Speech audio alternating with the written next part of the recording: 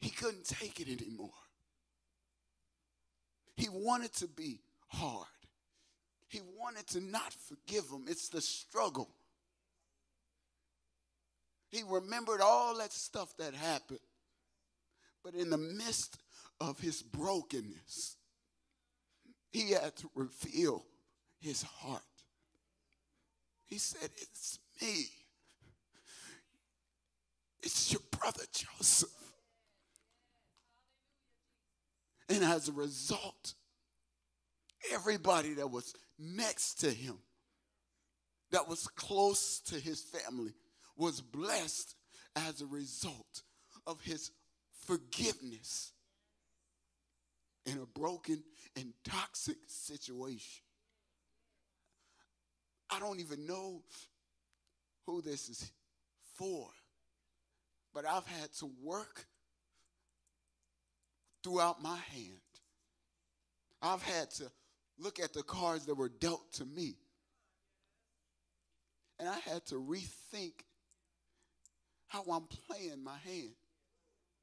I can complain about the cards that I have, or I can begin to think, how can I be victorious with what I have in my hand? Because this is what I got. This is all I got to work with.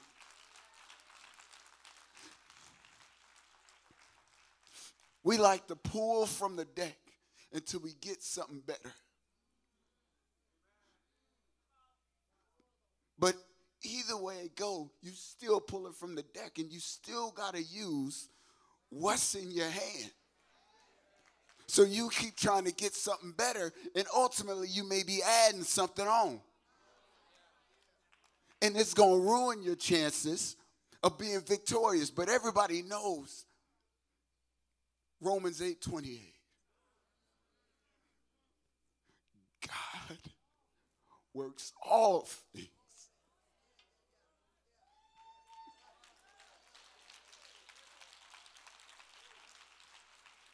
God works all things together. It doesn't matter whether my uncle wasn't successful or my mom didn't go to school or my daddy wasn't there. He works all things. This is the cards you have in your hand. But if you remember that God works all things together, you'll begin to look at the family that you have, the people that are in your circle, and you'll begin to say, God, this is what you gave me. So how can I be victorious with what I have in my hand? He works all things together for the good. Last thing, I want to show you how God works all things together. Sometimes we don't pay attention to this regular card, family member, because they don't really do anything special. But here's the kick. You know, this person is a ride or die. You know this person is a ride or die because wherever you go, they gonna what? If you ready to fight, they ready to fight. Y'all probably jumped your brother a couple times. I don't know. They a ride or die person. You may look at it on one angle and say, stop following the crowd. But if you allow God to partner him up with that wild card family member and say, hey, man, speak some life into your cousin. He'll ride with you because you have the ability to change the way that he's thinking. He'll follow because he's a regular card. And this wild card family member has the ability to help him reason, to help him begin to think about your life. He even has the ability, watch this, to disciple. You know what, brother? Just come with me to McDonald's. Why are we going to McDonald's? Just come with me. I got a plan that will help change the way you think. Now, of course, we know this guy going to come in and try to stir up. Did I got it right? I'm just making sure. I listened to my grandma. I mean, sometimes I did, but I heard that part. So the way you're going, ain't nothing good going to come out of this. See, if that reverse card, when it comes back around and it runs into the skip card, it can pause for a minute, get some wisdom into it. And it'll set him up to be a blessing, to get that draw too, to experience something they ain't never experienced before, to get that draw too, to say not only is your thinking different, but now you're going to school to get your GED. Oh, what? Oh, not only are you're dating this girl, now you're seeking counsel. Oh, you just took the wisdom that you had and added on to it. So now you're doubling the blessing that you have. And lastly, but not least, this wild card, this draw four card, is sitting in this church. They have the ability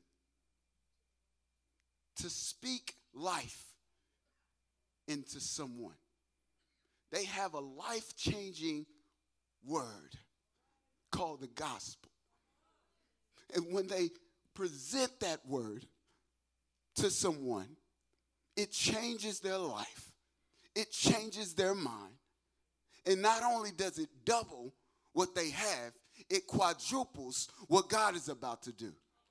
So it sets them up to be blessed.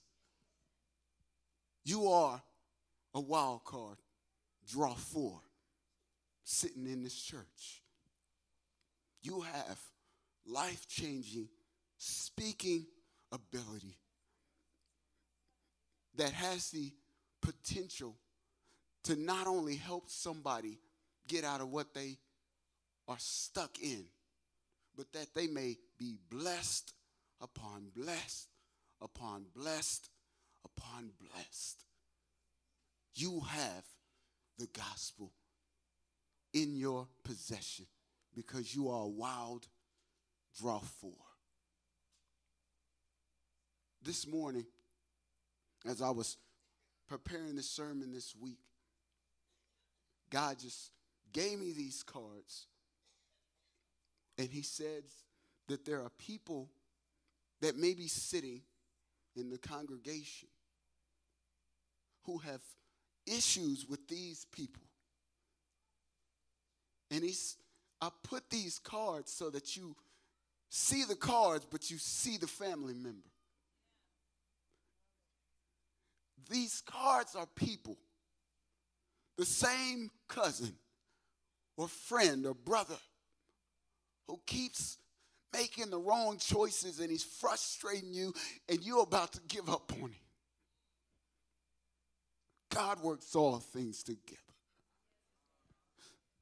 The same elderly person that you won't go see, that you won't listen to, that you may skip over because they say, let me tell you something about that. But you too smart. That same grandchild who you mad at because of what somebody did to you. So now they inheriting your pain, your frustration. And then there's the person over here that has the ability to say something, but they ain't going to say something. They waiting on the right time. Let me catch them at the right condition. Oh, it don't look like a good time, but they have the ability to say something to change people's life. And then there's you. Then there's you who has the most important word that has ever graced a man's mind. The gospel of Jesus Christ.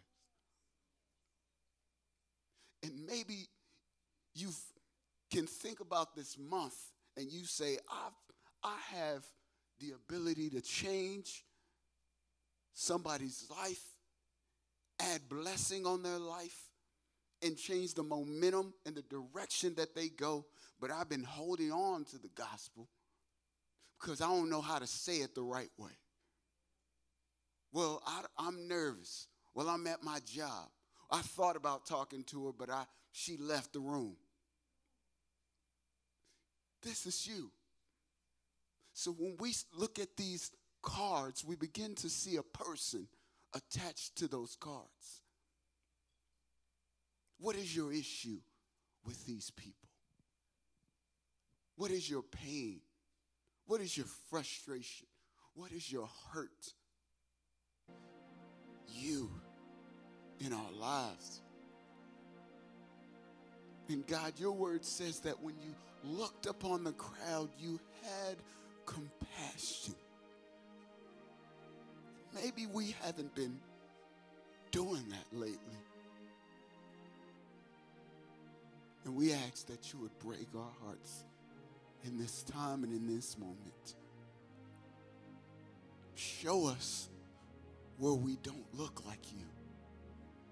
Show us where we've been favoring, where we've been harboring unforgiveness, pain, and judgment.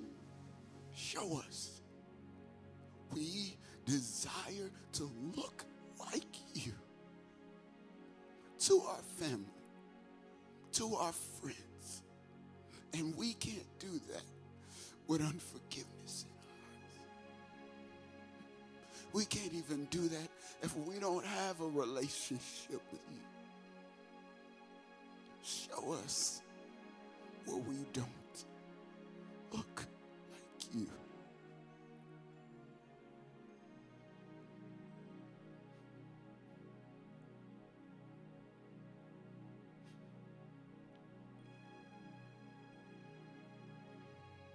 If everyone could stand and grab hands.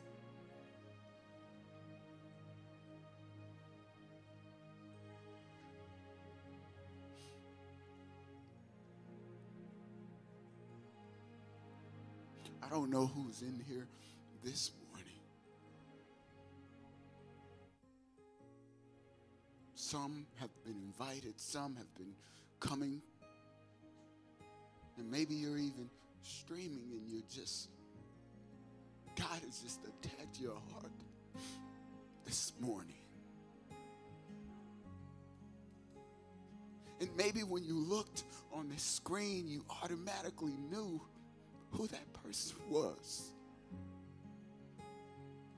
I don't want you to leave this place with unforgiveness in your heart. I don't want you to leave here without a relationship with God. I don't want you to leave here with regret and with pain and with sorrow. I don't want you to leave like that. So we ask you, God, right now as you are working with these people, draw them to your repentance. Now, if that is you, and you say, Pastor Travis, I have some of that in me, and I desire to change lives in his lifetime, but this may be holding me back. And the closest person I can change the life is living in my house.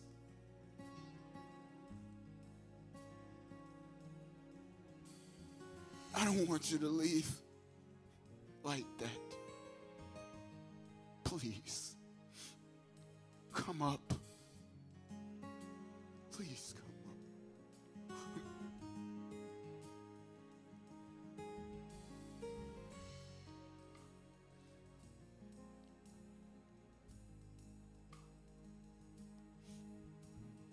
God, where would I be if you left me, God?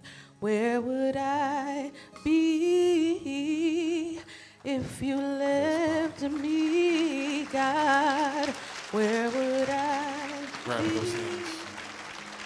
Grab those hands. Waited, Oh, there's more. waited, Grab those hands. Heads you bowed. waited,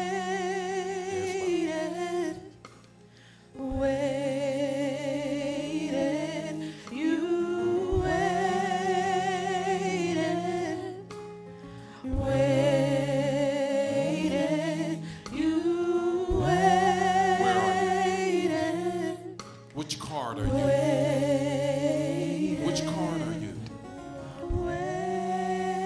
Squeeze that hand. Squeeze that hand.